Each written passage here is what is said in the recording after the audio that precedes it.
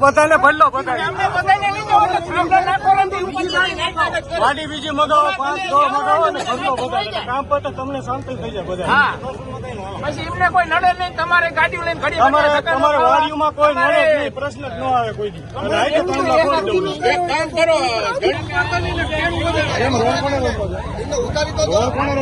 બધા ખેડૂએ રસ્તો રોક્યો છે. સમાજ અગ્રણી છે એને તમે ભરીને લઈ જાઓ. એટલે હવે જો રાજપૂત સમાજ છે, આ ઘનશ્યામપુર અડધું ગામ છે અને બધાને ભલ્લો હાલો. બીજી ગાડીઓ મગાવો, બધી ગાડીઓ મગાવો બીજી. હાલો મકાઈને હેઠળ ઉતારજો.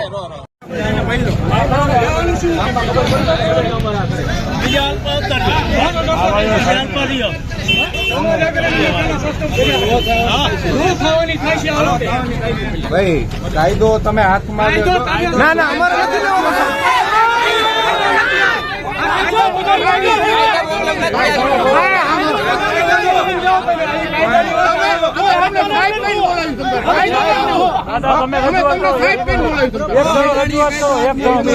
તમે એક જણો બોલો, પેલા બોલો. હાલો તમે પેલા સમાજ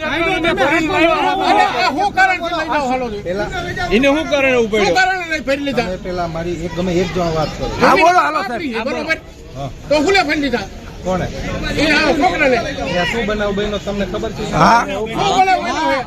અમારી માલિકીની જગ્યા ઉપરથી ઉપાડવામાં આવ્યા છે. આવી રીતે કોઈને મારી નાખ્યા.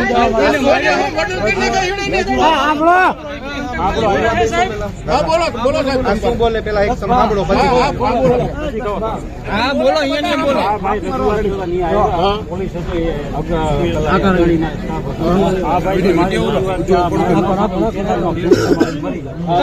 અમે ખોટા હોય તો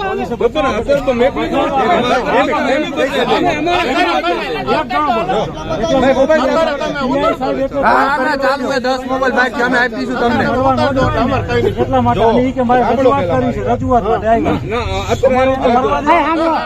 તો બધાને લઈ જવાનું પણ અંદર 2 બસ બીજી મગાવો.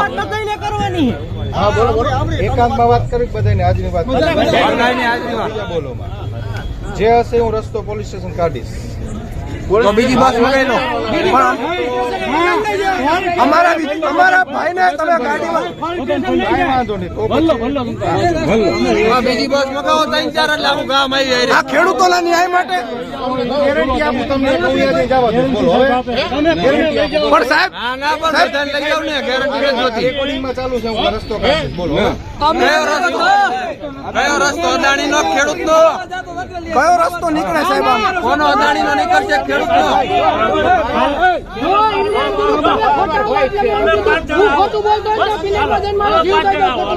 તમે એવું નથી કીધું ને. કીધું તો તમારે તાનાશાહી ના હિસાબે કીધું હતું ને. તમારી તાનાશાહી ના હિસાબે પોલીસ તાનાશાહી ના હિસાબે ચાલુ નાખો. અને આ સાહેબ એના કારણે કીધું મેં. બાકી તમે નીચે ઉતારજો. ઉતારો. 1 મિનિટ ઉભા રહ્યો. બરાબર. ભાઈ તમે કોણ છો? ભાઈ શું કીધું? શું કીધું તમે સાંભળો ને? આ રેકોર્ડિંગ ચાલુ જ છે. તમે સાહેબ મારી વાત સાંભળો પેલા. હા સાંભળો બોલો. હું પોલીસ સ્ટેશને જવા દઈશ. હું રઘુબાને ગેરંટી આપું. તમને મારી ઉપર ભરોસો હોય તો ભરોસો સાહેબ કઈ રીતે હોય? સાંભળો પેલા. અને તમને નો ભરોસો હોય ને એને ઉતારવાનું પોલીસ સ્ટેશન નથી જવાનું. બધું જે કરવું પડે તે કરજો. બાકી ગાડી પોલીસ સ્ટેશન લઈ જાય. બરાબર. કામ તો બજાર લઈ જાઓ. પોલીસ સ્ટેશન તમે જેમ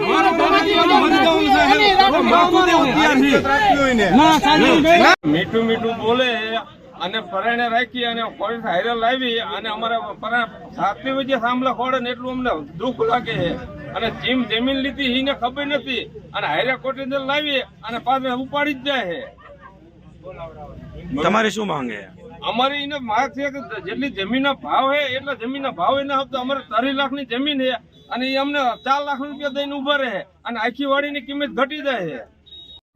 મારું નામ પૃથ્વીરાજ હીરાભાઈ ડોડિયા બનાવમાં એવું હતું કે હું હાજર નહોતો ને અમારા કુટુંબના પણ કોઈ સર્વે નંબર ઘરના કોઈ પણ હાજર નહોતા. અને બપોરે અમારામાં ફોન આવ્યો હતો કે વાડીએ થાંભલો નાખવા અમે આવ્યા. અમે એમને કીધું કે તમે પહેલાં અમારી યાર ચર્ચા કરી લો પછી તમે બીજું જે કામ કરવું હોય કરજો. અમે કોઈ હાજર નથી, અમારી ગેરહાજરીમાં કામ ન કરતા. તેમ છતાં એ પોલીસની પૂરેપૂરી પ્રોટેક્શન સાથે અમે કે દાદાગીરી કે ગુંડાગીરી કરી નથી તો પોલીસ શું લેવા લાવી જોઈએ એમને? અહીંયા જતા મને એમ કહેવામાં આવ્યું તમારી જમીન હોય તો ભલે, બીજાની જમીન હોય તો ભલે, ગમે એની જમીન હોય તમારી એ છે તમારી રીતે વળતર દઈ દઈશું કે જે દેવાનું હોય છે. અને એમ કહી કે આજે કામ કર્યું હોય કાલે કરવાનું હોય, તમારે થતું હોય કરી લેજો. આ રીતની ચોખ્ખી પોલીસની પ્રોટેક્શનમાં દાદાગીરીથી ધમકી દઈને કામ એમણે કરેલું છે. અમે એમને કીધું કે અમારી જમીન હોય તો અમને અમારા ભાવ પ્રમાણે વળતર મળવું જોઈએ. તમે કોઈ એમ કે અમે કઈ વળતર તમારે લઈ લેવાનું. અમારી જમીનની વેલ્યુએશન એ કરવા વાળા કોણ? કલેક્ટર સાહેબ રહ્યા, એમની મહેનત મજૂરીથી કલેક્ટર સાહેબ થયા આઈપીએસ. તો અમારા બાપ દાદાની જમીન રહી, અમારા બાપ દાદાને પરસેવાથી થઈ, કલેક્ટર સાહેબના પરસેવાથી નથી થઈ. અને એમ કહી દે કલેક્ટર સાહેબ અમે હુકમ કરી નાખો, કલેક્ટર સાહેબે કીધું હે તો કલેક્ટર સાહેબ રહ્યા એમને પરસેવા પાડીને તમ તાર જમીન કરી નાખે 100 વીઘા અને પછી અહીંયા ગમે એને હુકમથી કે કામ કરવા દે. કલેક્ટર સાહેબ એમના પરસેવાથી બધું કામ સંભાળે એ બધું સાચું, પણ ખેડૂત જમીનને ઊભી કરી એને ખબર હે. અને અત્યારે જે વળતર આપી તો એ અત્યારને એમ કે અમે અત્યારના જે ભાવ એ પ્રમાણે જોઈને વળતર આપી તો એ કઈ 1 વર્ષનો મામલો એ કઈ 30-35 વર્ષ આજીવનની લાઈન રહેવાની છે. તો અમારી જમીનની વેલ્યુએશન તો આજીવન ખરાબ થઈ ગઈ ને. અમે એમ કે અત્યારે અમારે વળતર નથી જોતું, 50 વર્ષ પછી અમારે આજુબાજુની એરિયામાંથી જમીનનો ભાવ હોય 5 કરોડ રૂપિયા હોય ભાવ વીઘાનો, તો 5 કરોડ લેખે વળતર આપશે ત્યારે એ વખતે. તો એ અમારો ટોપિક એ કે અમે એમ કે અમે અત્યારના ભાવ પ્રમાણે વળતર દઈ દઈએ, પણ અત્યારના ભાવ પ્રમાણે વળતર દે જમીનની વેલ્યુએશન ડાઉન કરે એનું. આ એ થાંભલો રહ્યો 50 વર્ષ અહીંયા રહેવાનો, 30 વર્ષ રહેવાનો. 30 વર્ષ પછી જમીનનો ભાવ 12 લાખ અત્યારે છે તો 12 લાખ જ છે, એનો ભાવ 1 કરોડ નહીં થાય એમ ખાતરી. અને એક વાર એમ કે સરકારી કામ હે તો કલેક્ટર સાહેબ અને સીએમ સાહેબ એમ કહી દે કે આ લાઈન રહી એ સરકાર ઊભી કરે એટલે ટોટલી સરકારનું આમાં હિત છે અને પબ્લિકનું હિત છે. અદાણીનું 1 પણ રૂપિયો આમાં કમાવાની નથી, અદાણીની લાઈન નથી. એ જાહેરમાં આખી ગુજરાતની જનતાને સ્ટેટમેન્ટ આપે, લખાણમાં આપે તો અમારે 1 રૂપિયો નથી જોતો. અમે સરકારને દાનમાં દઈ દઈએ અમારી જમીનો તો અમારે કામ કરવા દેવાનું થાય, 1 રૂપિયો નથી જોતો. પણ મેન માંગી એ પ્રાઇવેટ લાઈન ચાલુ થાય અને સરકારી પ્રોટેક્શન લેવામાં આવે અને ખેડૂતને દબાવવામાં આવે. એટલે મેન અમારો ટોપિક એ 30 વર્ષ પછી 30 વર્ષ લાઈન રહેવાની છે તો 30 વર્ષ પછી અમારા જમીનની વેલ્યુએશન એ નક્કી કરશે કે જનતાને જમીનની વેલ્યુએશન અમારી ડાઉન થાય કે ન થાય. પહેલા એ પ્રશ્ન હોય તો એવી છૂટી દઈ દે કે થાંભલો આવે અહીંયા અમે એને છૂટી આપી દઈશું, કોઈ પણ જગ્યાએ એને કરી શકો. તમે થાંભલા નીચે તમે બિલ્ડિંગ બાંધી શકો તો અમારે 1 રૂપિયો નથી જોતો. મેન વસ્તુ આ છે. આજે તમારી સાથે શું વર્તન કરવામાં આવ્યું? અમારી સાથે વર્તન કરવામાં આવ્યું એમને ખોટા કે એટલે અમારે કેવું પડ્યું અમે ખોટા હોય તો અમે તમતાર કિનારમાં જીવ દઈ દઈ. અમારું નથી પોલીસ સાંભળવા વાળી. એમ કે મામલતદાર સાહેબ પાસે જો, મામલતદાર સાહેબ અમારે સાંભળવા વાળા નથી. બરાબર અમારે અદાણી વાળા કે એ રીતે હાલવાનું તો આ અદાણી વાળા કે એ રીતે હાલવું એના કરતા તો ભગવાન પાસે ન વહી જવું વાળું. આમાં પ્રાઇવેટ કંપનીના નીચે જીવવું એના કરતા જીવ ટૂંકાઈને ભગવાન પાસે વહી જવું સારું.